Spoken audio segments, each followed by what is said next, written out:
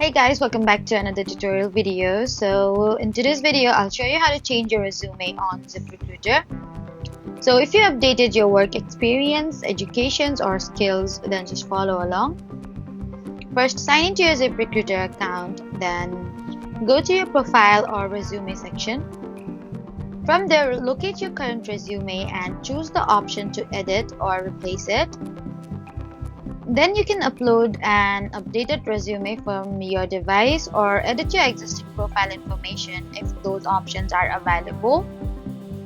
And from there, review everything carefully to make sure your latest experience and contact details are correct.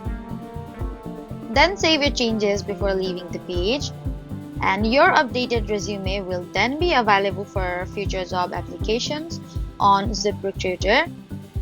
So that was how to change your resume on ZipRecruiter. Please don't forget to like, comment, and subscribe for more helpful tutorials. Thank you for watching.